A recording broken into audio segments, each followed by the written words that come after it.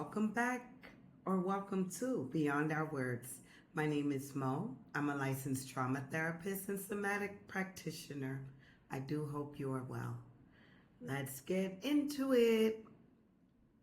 Are you doing more than your share in most of your relationships? Always the one holding it all together, checking in on everyone else, but no one really checks on you. If you're feeling tired, resentful, or low-key, high-key actually, overwhelmed, today we're going to talk about it and we're going to be honest. What is it? Overfunctioning. Overfunctioning. What it is, where it comes from, and how to start letting some of that go. Take a breath with me. All right, let's get into it. What is overfunctioning? Well, number one, overfunctioning isn't quite the flex that you may think it is. Overfunctioning means you're just doing too much. You take on more responsibility than is yours. You manage other people's emotions. You jump in to prevent problems before they even happen. You're the planner, the fixer, the therapist, the social worker, the peacekeeper. In your family, at your job, in your friendships. It looks like you've got it all together, but inside you're tired, irritated, angry, maybe even resentful. At that point, it's not kindness anymore. It's survival. Let's take a quick self-inventory and see if any of these sound familiar. You feel responsible for everyone's emotions. You fix things for others before the people even ask. You rarely ask for help, but you're always helping others.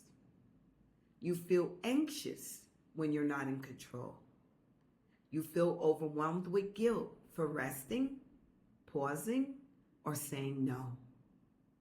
You take pride in being reliable, strong, the glue, even when you're exhausted. If you nodded yes to most of those, you might be overfunctioning. No shame there, no shame here. I just want you to look at it with awareness. Instead of judging yourself, look at yourself with wonder, curiosity, and awe. My clinical supervisor used to tell me that all the time. Instead of being the judge, the jailer, the jury, the criminal defense, the prosecutor, instead of that, let's look at ourselves instead of what's wrong with me, why, what happened to me, what's taking place here. Looking at yourself from a place of wonder, curiosity, and awe. So let's continue. Most of us learn this quite early. Perhaps you were the helper, the overparentified kid, the one who kept the peace, the one who always found favor with their parents because they were helping all the time. You may have watched one of your parents carry everything while the other one floated on the sidelines. This could also be the case. Nobody ever talked about it, but it just became the norm. At the end of the day, somewhere you learned love equals doing. Being good means being useful. If you don't do it, it won't get done. They need me to hold it all together. Any of those beliefs, or many of those beliefs, probably served to protect you at one time, and it was seen as a really good quality. But now they're running and ruining your nervous system. Here's the truth that many people find hard to accept. Overfunctioning can be a trauma response. Overfunctioning can be part of perfectionism, which is an anxiety, a symptom of anxiety.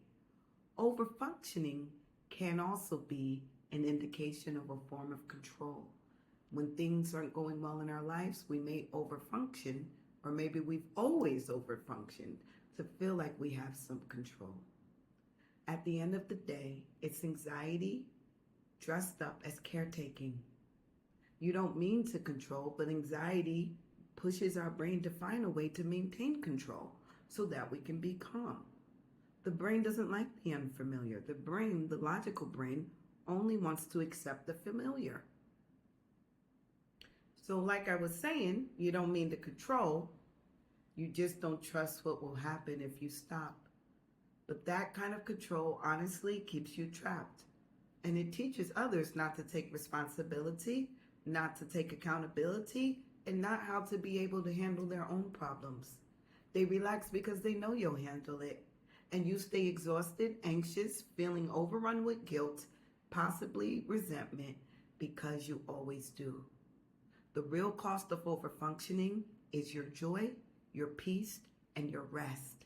It eats you up from the inside out. Some people who overfunction are people pleasers, either in denial, possibly in recovery. But as a people pleaser in recovery myself, I recognize these signs. It breeds burnout and resentment. You end up passive with others and aggressive with yourself. This is the thing about passive aggressive. People think it means that others are aggressive to you. No, you are aggressive to yourself. You can't say no. You want to say no, but you can't. So later on, you beat yourself up. Damn it, why didn't you say no? Come on, Mo, why do you let them walk all over you? So you beat yourself up. You're passive with them. The aggression is towards yourself. It's resentment. You need to confront it before it eats you alive and turns into illness, either physical illness or symptoms of anxiety and or depression. That's the only place that chronic stress can land. So when we talk about passive aggressive, you're passive with others but aggressive with yourself. This means saying yes when you mean to say no. Doing for everyone and no one doing anything for you, including yourself. So how do we change this? We start small. We give ourselves grace. Pick one thing you can let go of or take off your plate this week. Let someone else handle it, even if it's not perfect. Practice learning how to say no without over-explaining yourself, or without an apology. Ask for help, even if it feels uncomfortable. Remind yourself rest is actually productive and that you're worth more than what you can do or produce for others. Letting others show up for you is also love, self-love, and this is how we start restoring our own inner balance. Overfunctioning isn't a flex and it's not a compliment. If I'm honest with you, it's a cry for help and a cry for balance. If you're overfunctioning in somewhere, in one area of your life or many areas of your life, as my friend likes to say, how you do one thing is how you do everything. You're most likely underfunctioning somewhere else. Probably in your joy, in your ability to take a break, in your body that can feel like it's waging a war inside, dealing with all these sensations, and your peace. I urge you, be gentle as you unlearn this. The unlearning is just as sacred, if not more sacred, than the learning. It takes time. You don't have to hold it all. You just have to find a way to hold yourself. Then you can find a way to manage the rest and have people manage their own things as well. Take it from me, it takes one to know one. Overfunctioning can completely deplete you. It is often an indication that something else might be going on. Look at ourselves from a place of wonder, curiosity, and awe. Thank you so much for joining me today at Beyond Our Words, where we honor the mind, body, soul connection. If this video resonated with you, please share it. And please come on back. I hope to see you soon. Whatever that you gotta do, throw the dirty laundry in the